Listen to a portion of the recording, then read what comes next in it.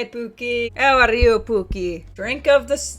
I almost said stream. It's not. Drink of the video. Smoothie cane.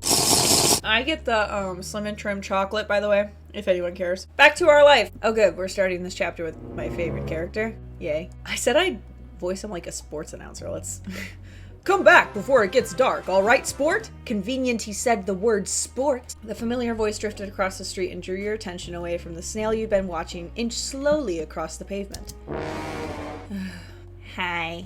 Cove waited in front of his dad and pushed his green hair back off his face from where the breeze was blowing it over his glasses. He looked to be paying only a mild amount of attention as he was being handed a few slips of green paper. It reminded you of when you'd first met Mr. Holden, although he's probably not paying Cove to be friends with himself.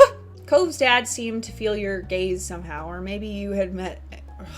Cove's dad seemed to feel your gaze somehow, or maybe you made a noise, because a second later his eyes were on you. He waved you over with a smile. He looked happy to see you, but you still felt a little weird for getting caught.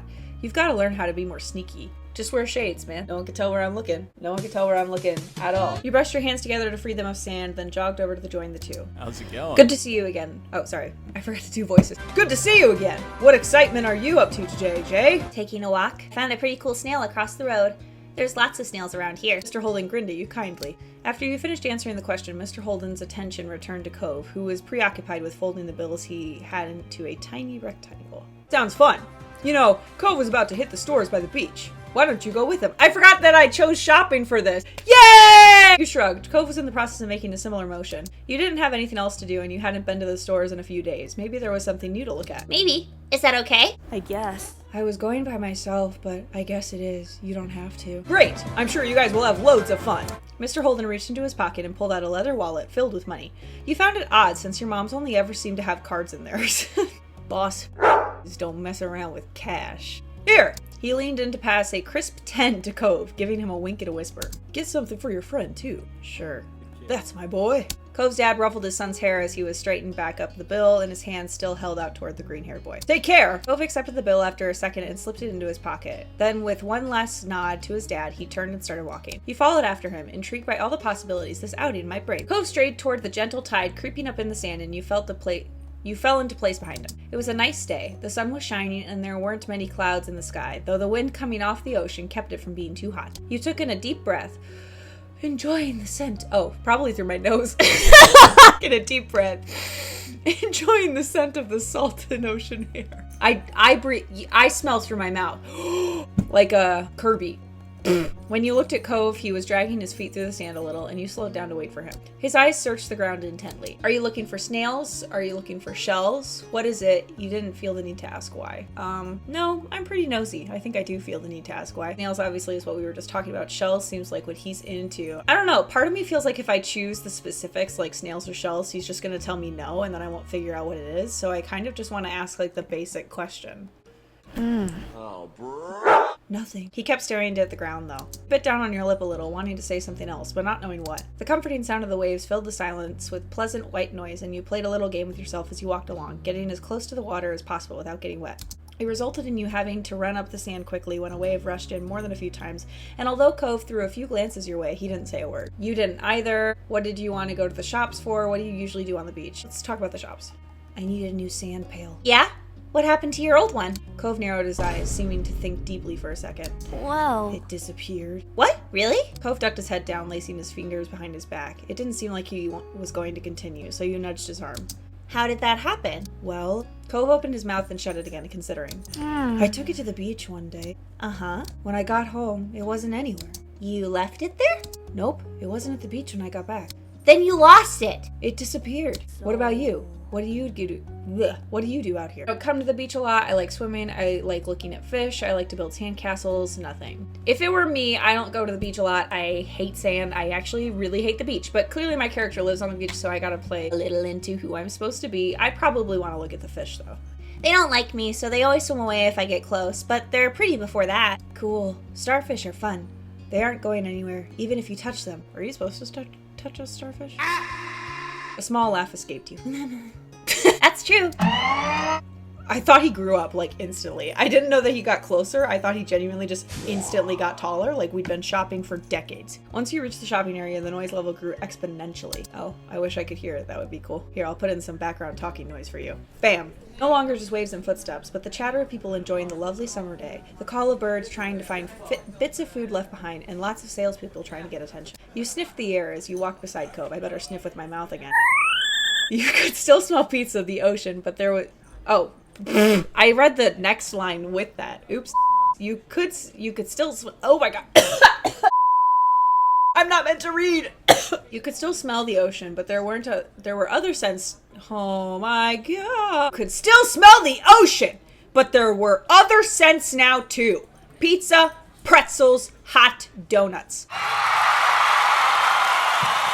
It was nice. It was not very nice. It was all right.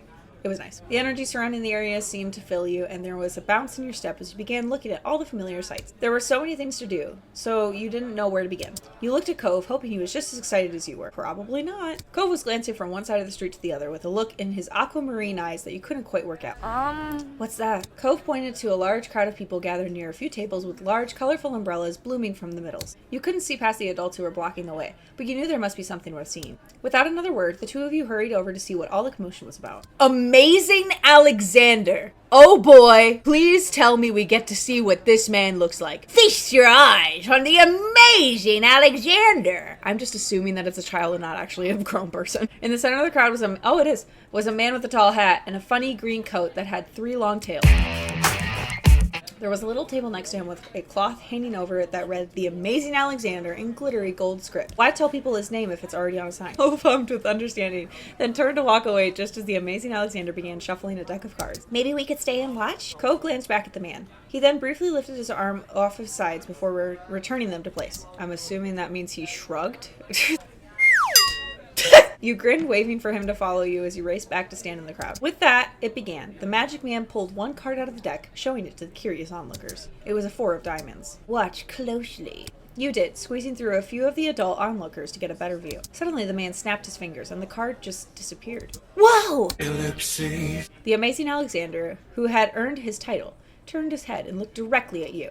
He reached out with a kind smile. What's this behind your ear? Nothing. Tell me. You backed away. Tell me! He had to be going somewhere and you needed to find out. He smelled like popcorn and candy when he stepped closer. It was great. You felt a tug and then he pulled the 4 of diamonds out from behind your ear. You knew that it couldn't really have come from your ear, but you still didn't know how he'd done it. There was a light applause from the crowd, and the man gave a deep bow. This is for you. The magician plucked a pair of balloons from a clump of them tied down to his table. Both were in the shape of a dolphin instead of being a normal circle. And one for your friend, too. Thank you for being my assistant. Wow.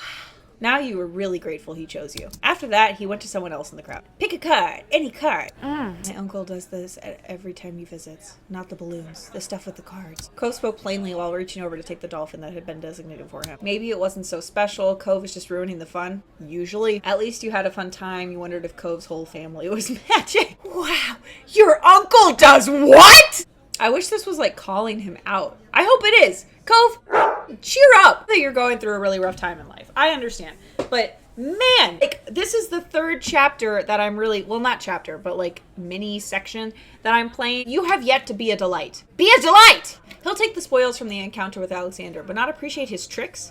That isn't a very good attitude. At least you had a fun time. You wondered if the Amazing Alexander knew how to make people disappear, as well as cards. Oh, okay, I don't feel that bad. Jeez, I just want him to have fun. The crowd started to clear some, and you noticed to the side there was a whole rack of brightly colored kaleidoscopes on display. You picked up a kaleidoscope, you picked up a Rubik's Cube, Magic 8 Ball, or you walked past the toys. Picking up the kaleidoscope. Hello? Ooh, these are cool. You shifted your balloon string to your other hand so you could bring the mysterious tunnel to your eye. A whole palette of colors appeared right in front of you, spinning into all kinds of different shapes as you twisted the end of the tube. Cove picked up one and looked through, twisting the tube at the end. After a second, he set it back on the rack, moving to the other side of the stall. He went under the awning, careful of his own floating dolphin, and you joined him. Did you have places like this in your old town? Are you having fun? I don't really like it here. You said nothing. I want to get to know him, but I feel like Cove is emo because he's not home, so I'm gonna call him. Are you having fun? Cove didn't answer straight away, and after a few more moments, you thought he wasn't gonna say anything at all. A little. Would you look at that? Would you look at that? The boy can have fun.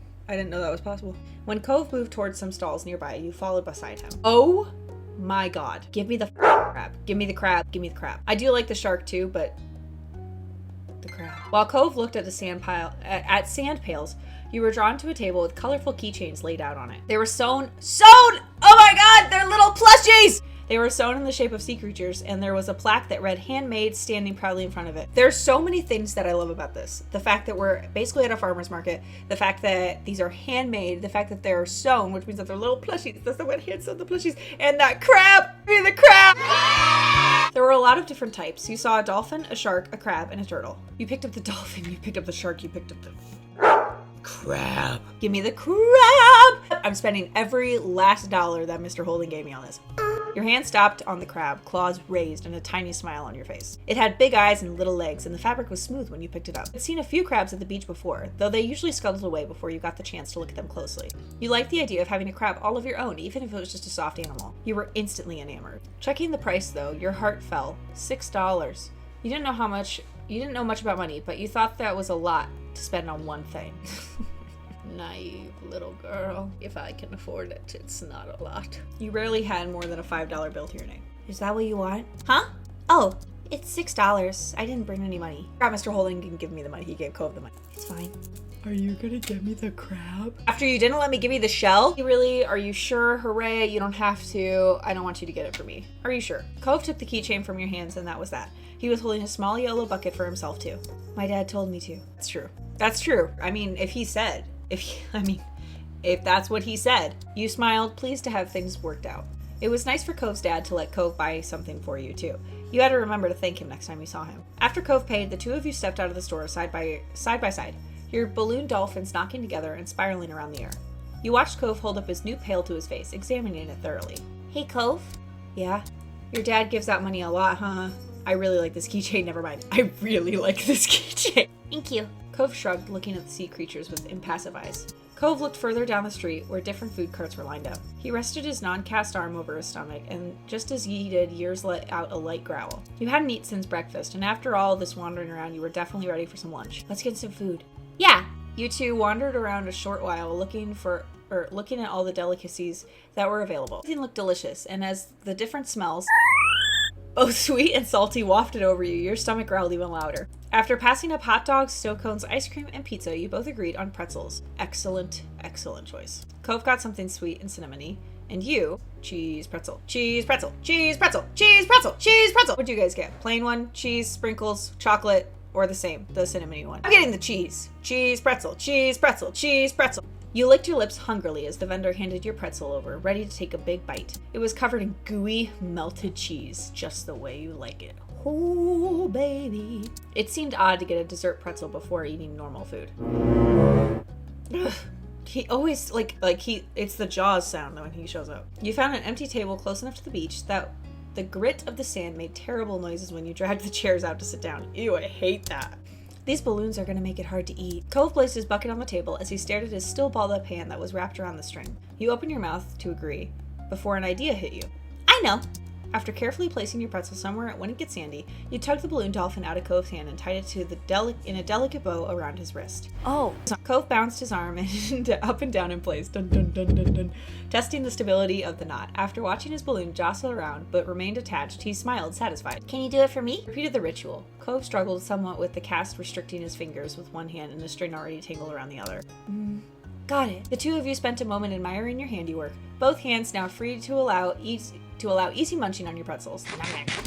You bit into the doughy treat, savoring the taste on your tongue with a smile as you looked over the ocean. After a time, you finished your pretzel. You were done before Cove. It was boring not having anything to do. You pulled on the string of your balloon to bring it down to your level. Then you held the dolphin in your hands, manipulating it to look like it was jumping through the air. If you turned to face toward the beach, it almost looked as though it was swimming in the waves like a real dolphin. A laugh came from your side. You glanced back at Cove. He had left the remaining parts of his pretzel on the wrapper, and he was gripping his dolphin too. Mine's name is Merryweather. He's the prince of dolphins. Mine's name is Splash. They star in movies. Mine is Cherry. She's actually an alien. Mine's name is Sam. They're just a regular dolphin. Prince of Dolphins, star in movies. Actually, I kind of am into actually an alien. When no one is looking, she transformed back into her true alien self. She has purple skin and 10 eyes. You sighed, wishing you could meet a real-life alien. What's yours? Cove considered his question, placing the balloon against the table and resting his free arm across it in contemplation. Hi, baby. You want to say hi? Toffee tax. Toffee tax. It's... With a loud pop, The dolphin exploded into ribbons. No! Ah! Oh no! For a second, all Cove did was gape in shock like you. Then his cheeks puffed up, squinting his eyes, and you saw tears start to glisten. Aw, I'm giving him my dolphin! You made a joke. You offered to find Alexander. You offered to give Cove your balloon. You didn't say anything. I'm giving him my balloon. You could have my balloon instead if you want it. Cove looked over at you, frowning. I don't want yours. Oh, You felt bad for Cove. Why won't he let me give him things? But you were secretly glad. What? No, I wasn't! I wanted to have my dolphin! You really liked the little dolphin and you weren't too eager to give it up. Except if he wants it because his broke, I want to give it to him! Cove spent the rest of the outing sniffling and didn't say much else. Aww. The passing of Cove's balloon was the last major event of your adventure. No! In the end, the two of you headed back late that afternoon. You separated on the beach, and while Cove went straight home with his brand new sand pail in hand, you decided to sit for a while. You watched the waves and the sunset, fiddling with your new keychain. Another summer day was drawing to a close. It had been nice for the most part. Hopefully there wouldn't be any tears next time. Aww! That was sad! What the freak, man? Now I wish I said, let's go find Alexander. I don't know, I feel like that was gonna end that way anyway, but that's so sad. Okay, next time I think I'm gonna go to Sandcastle. Hope you guys liked it. I will have another one of these videos out in another time. I do have plans to do some other kinds of vlogs, so if you're into that, I do have those coming soon. I hope you're having a good time. Again, if you like this, then you could either continue watching my Let's Play, which would make me happy, or honestly, you could go play the game yourself. It's free on Steam. It's called Our Life Beginning and Always, and I'm having a great time with it, so I'd imagine that you'd probably have a great time with it too. See you next time.